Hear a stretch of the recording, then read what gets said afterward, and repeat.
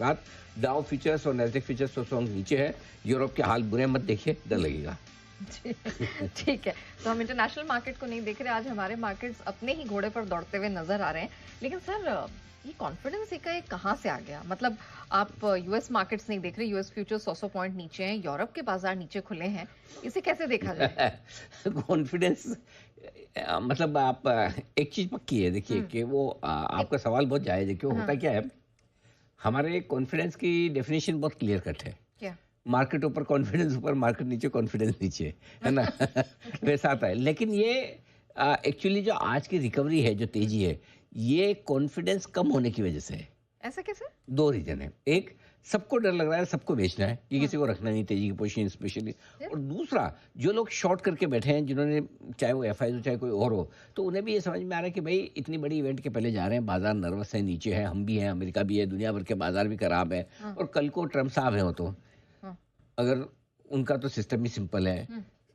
कोई भी इंडेक्स का लेवल उठा के देख लो आप, हाँ। सपोर्ट लेवल के आसपास उनका पॉजिटिव स्टेटमेंट आता है, ऊपर के रेजिस्टेंस के लेवल के आसपास नेगेटिव स्टेटमेंट आता है। अभी आप सपोर्ट लेवल के आसपास हो, अगर उन्होंने टैरिफ कल कम लगाए, कुछ ऐसा खराब बोला, हाँ। कम खराब किया, तो शॉर्ट काटने कहाँ जाओगे, भागोगे कहाँ?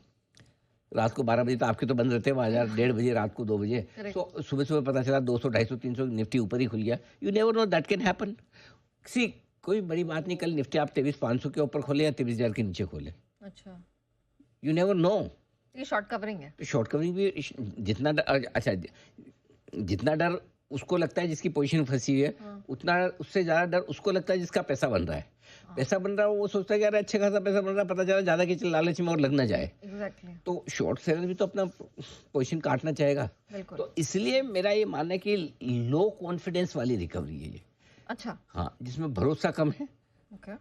लेकिन ठीक है, अब बड़ी इवेंट के पहले आपकी पोजीशनिंग कहीं न कहीं तो करनी पड़ेगी।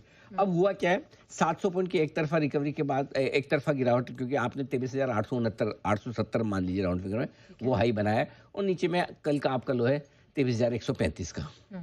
प्रिसाइजली 725 पॉइंट की आपकी एक तरफा गिरावट हुई है। उसके बाद अगर थोड़ा-सा बढ़ जाता है तो कौन-सी बड़ी बात है? हम्म। करेक्ट। निफ्टी आपका 52,060 पर जा गया है और वहां से थोड़ा आया है नीचे की तरफ, तो कौन सी बड़ी बात है? थोड़ा एक तरफा गिरने के बाद हल्की फुल्की रिकॉर्ड आना बनता है। और वो क्यों? क्योंकि ओवर सोल्ड मार्केट है और थोड़ा शॉर्ट कवरिंग का सहारा मिला। टैरिफ के ऐलान के पहले थोड़ी मंदी की पोजीशन कट भी रही है ओके। और इसकी रिकवरी फिर से वहीं से आई है जहां से आनी चाहिए। सबसे बढ़िया आज के सेशन में एक ही बात है, क्या? और वो है बैंकों का चलना। अगर आज बैंक नहीं चलता तो बहुत मुश्किल होती है। और क्यों होती, मैं बताता हूँ। हम्म। सबसे ज्यादा खराब चीज किसी मार्केट में क्या होती है?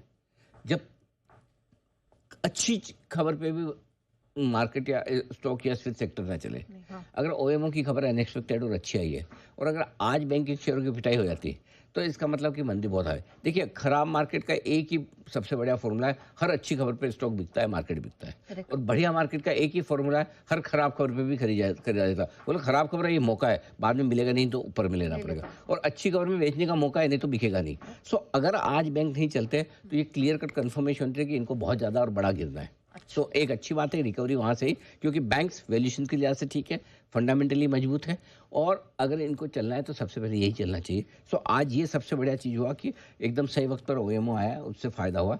जहाँ तक मिड कैप स्मॉल कैप शेयरों का सवाल है, इनकी कोई अपनी औकात रही नहीं अभी बेचारे, है ना?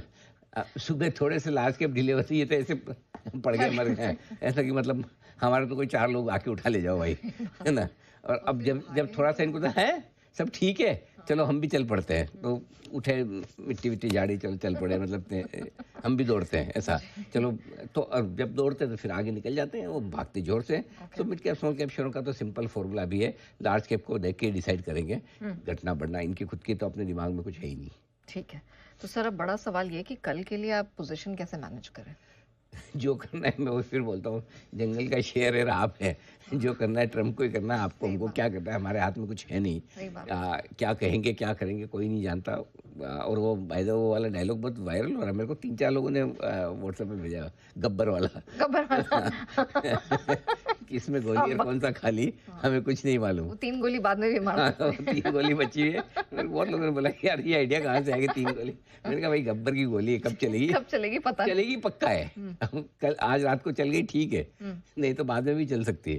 सही बात है। वो आपका हाल वैसा कालिया सांबा जैसा भी हो सकता है। वो टैरिफ नहीं लगाया, हंसर पता चला दूसरे दिन। वो जब से कुर्सी पे बैठे हैं तब से तो गोली इधर-उधर चला ही रहे हैं हाँ, वैसे भी। वो मतलब उनके वो हाथ में मशीन गन दे दी है, जहाँ निकल जाए गोली एक साथ निकलती है।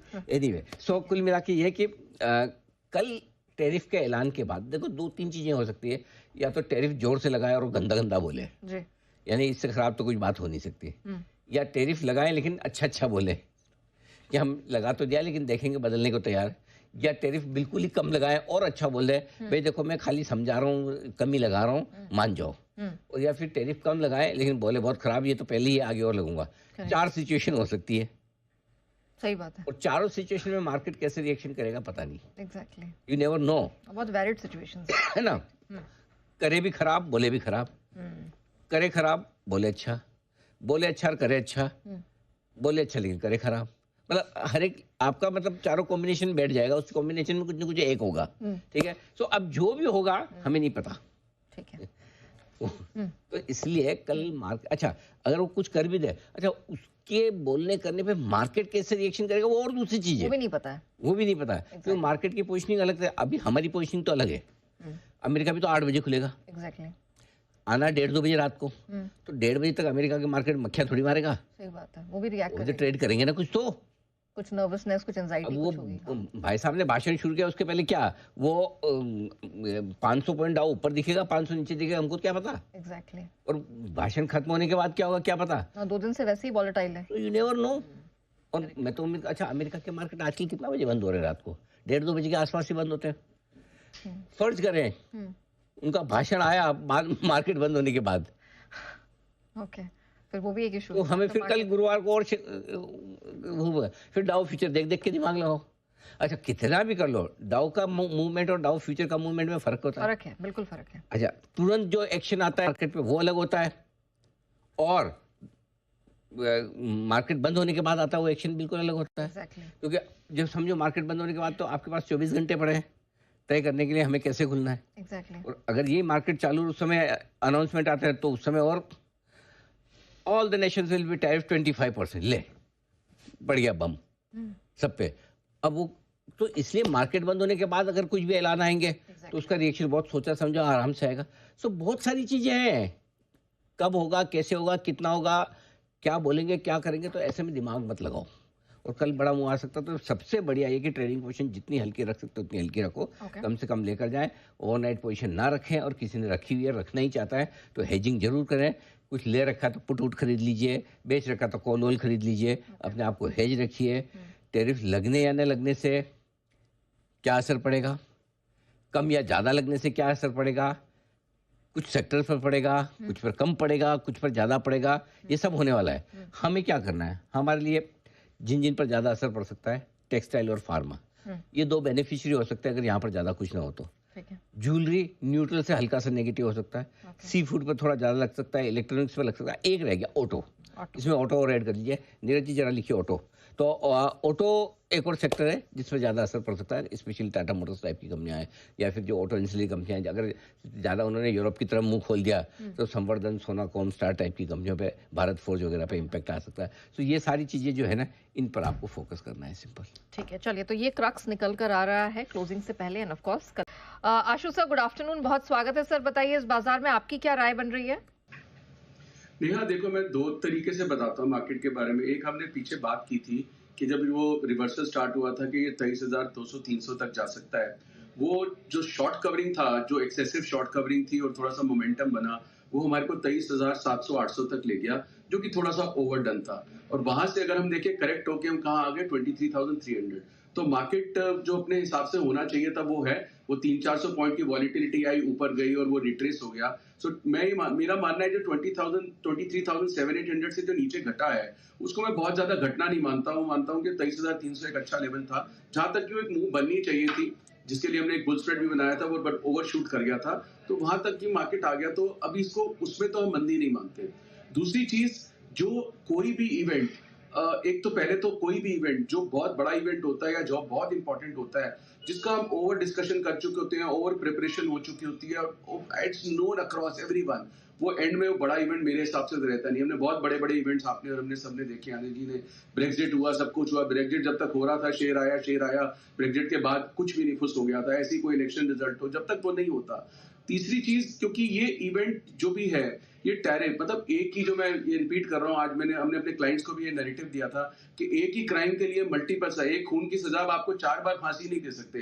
तो हर बार टैरिफ पे मार्केट गिरा देंगे, टैरिफ करके नहीं घट सकती, मार्केट घट सकती है। तो अब जो अर्निंग सीजन आ रहा है, अर्निंग सीजन अगर हमारे को डिसअपॉइंट करेगा तो उसके चलते मार्केट जरूर घट सकती है। लेकिन टैरिफ पे मुझे रात का आज कोई एक्चुअली में कोई डर नहीं है। कोई नीड जब रिएक्शन इधर उधर आ जाए, that will be very short lived. So I am not concerned about ये वाला रात वाला, आज कुछ भी हो जाए, कुछ भी टैरिफ लग जाए, कोई, मुझे नहीं लगता कि मार्केट इज ओवर प्रिपेयर्ड। तो it will turn out to be, मतलब there is all probability that it turns out to be non event for our market. Let's see tomorrow, हम सब देखेंगे ही।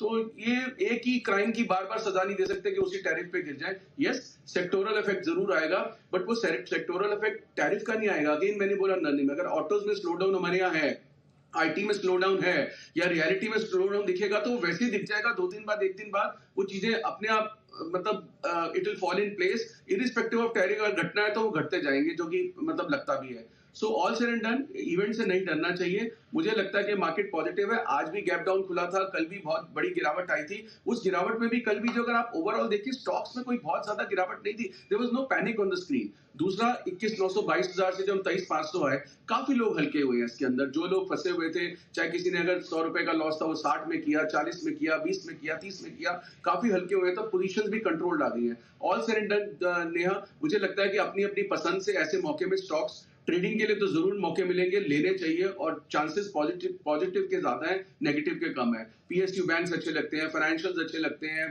पावर, एनटीपीसी, टाटा पावर, बहुत सारे stocks हैं जिसकी हम बात करें। काफी सारे हमारे को पैनलिस्ट ने रिकमेंडेशन भी दी है। तो मुझे लगता है कि trade on the long side on dips. Long side और कॉन्फिडेंस मजबूती की तरफ ऐसे बाजार में बनता दिख रहा है। कुछ सेक्टर स्टॉक्स का भी जिक्र किया, उस पर